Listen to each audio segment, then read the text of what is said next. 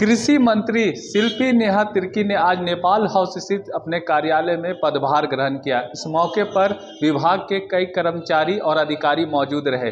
मौके पर क्या कुछ उन्होंने कहा, आइए आपको सुनाते हैं। पशुपालन सहकारिता विभाग, ये विभाग का आज मैंने पदभार ग्रहण किया है और मुझे लगता है, मैं खुद में भी ये महसूस करती हूँ कि झारखंड जैसे राज्य में जहाँ 70% आबादी आज भी खेती बाड़ी से अपना जीवन यापन करता है, वैसे राज्य में हम लोग बहुत लंबे समय से व्यवस्थित व्यवस्था अपने किसानों को नहीं दे पाए, जिस वजह से अधिक लोग आज भी पलायन करते हैं, मजदूरी कर रहे हैं, बाहर राज्यों में जाकर। हमारी प्राथमिकता ब्रॉडली 3 कैटेगरी में मैंने रखा है। पहला, जो सिस्टम है उसको पहले कैसे सिस्टमाइज्ड किया जाए, जिसको मैं कह रही हूँ कि व्यवस्था को कैसे व्यवस्थित किया जाए। चाहे वो प्राइस डेफिनेशन की बात करें, आज किसानों को सबसे ज़्यादा सामना करना पड़ रहा है तो वो बिचौलियों का।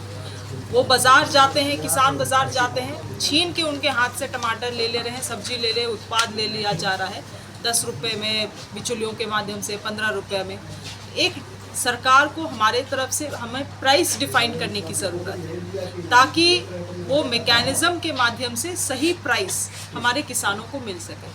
कोल्ड स्टोरेज, हाल फिलहाल में आपने आलू क्राइसिस देखा और वो आज भी चल रहा है हमारे झारखंड में। इन क्राइसिस का जो समाधान है कोल्ड स्टोरेजेस की क्या व्यवस्था है, कैसे उसको हम लोग और दुरुस्त कर सकते हैं, कौन से फंक्शनल्स नहीं हैं, कौन से नॉन फंक्शनल है, ऐसे तमाम चीज़ों को देखते और उसको दुरुस्त करते हुए एक सप्लाई चेन को भी डेवलप करने की आवश्यकता है। बहुत सक्सेसफुल हुए हैं, मगर हमारे तरफ से एक बहुत यथक प्रयास नहीं हुआ है कि हमारे किसानों को FPOs में जोड़ा जा सके। FPOs रहती हैं, फार्मर प्रोड्यूसर ऑर्गेनाइजेशंस रहता है, तो किसानों का बार्गेनिंग पावर भी बढ़ता है मार्केट में।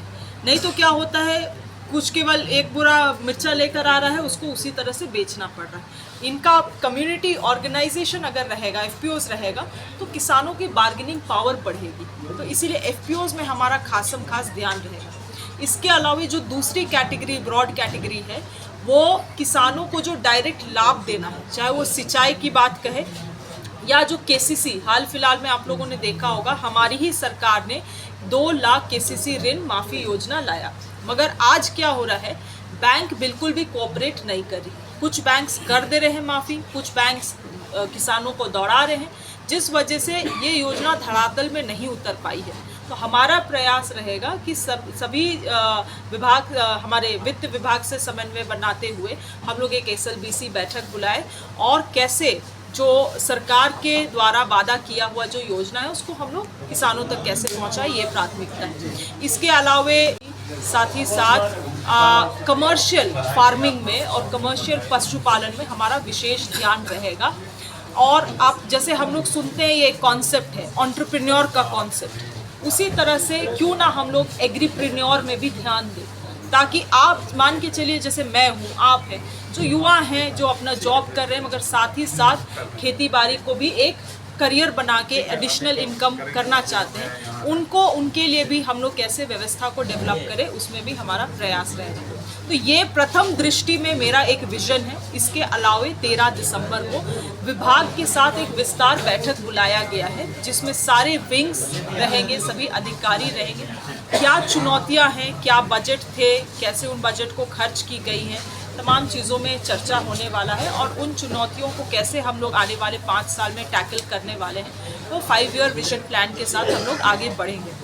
मेरा एक व्यक्तिगत प्रयास रहेगा कि विभाग का एक कम्युनिकेशन आप लोगों के साथ स्थापित करें, ताकि आप लोग जो योजनाएं हैं उसको किसान तक पहुंचा पाए। क्योंकि आज क्या होता है, बहुत सारे किसान तो योजना का लाभ नहीं ले पा रहे हैं, क्योंकि उनको मालूम ही नहीं है कि सरकार ऐसी कुछ योजना चला रही है। कम्युनिकेशन से वो इतना दूर है। इसीलिए आप लोगों से भी मेरा निवेदन है कि इस विभाग को खास ध्यान आप लोग भी अपने तरफ से दें, और जो इस विभाग की निकली हुई जितनी भी योजना है उसको आम जन तक पहुंचाने में हमारी मदद करें।